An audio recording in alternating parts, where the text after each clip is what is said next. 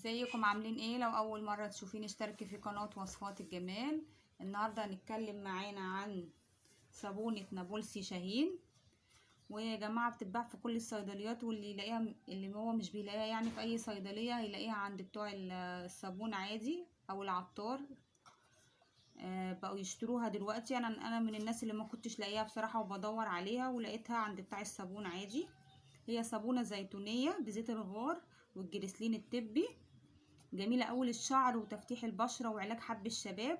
وعلى فكرة مش غالية، ب6 جنيه بس، وفي أماكن بتبيعها ب4 وب5.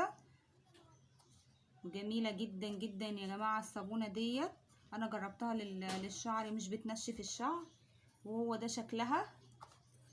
يعني أنا حطاها كده بس عشان تنشف، كنت مجرباها للشعر وجربتها للبشرة. جميلة، معمولة من الزيوت الطبيعية.